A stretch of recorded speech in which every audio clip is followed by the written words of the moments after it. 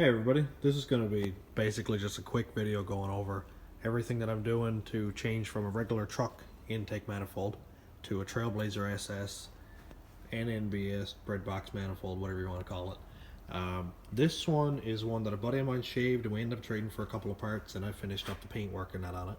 It came out pretty decent. I'm happy with how the paint came out, even though I've probably painted this thing probably 10 times, and every time I did it something would go wrong. It would go all like peeled or fish eyes. I'm not a good painter, so for what it is, it actually came out half decent.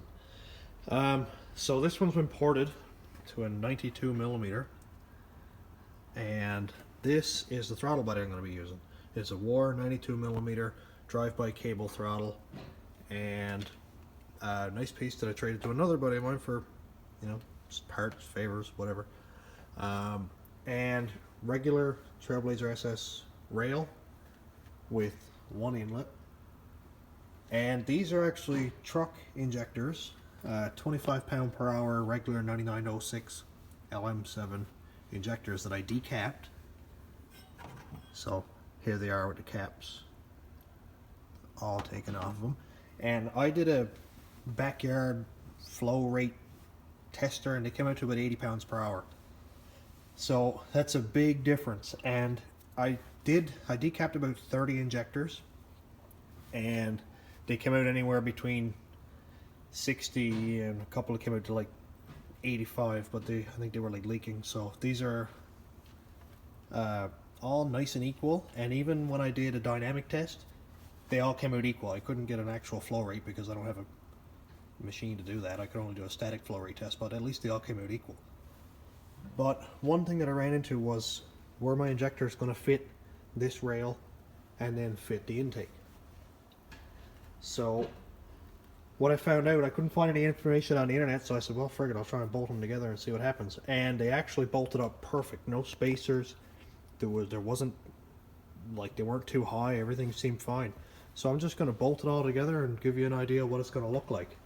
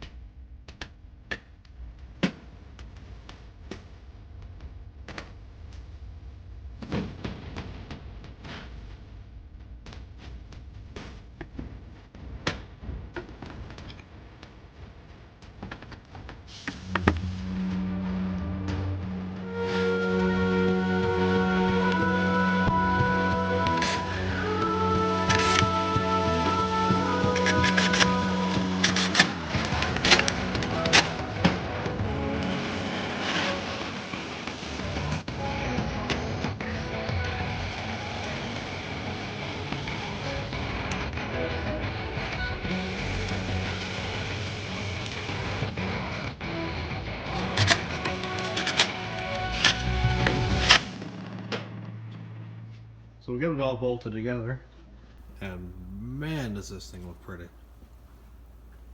I really like the stainless rails. They look a lot cleaner than the old plastic truck ones, and it just looks a lot smoother.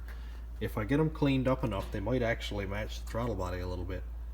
I do also have an anodized blue set that would match the color of my engine really well, so I'm going to try those on it also and see what I like better.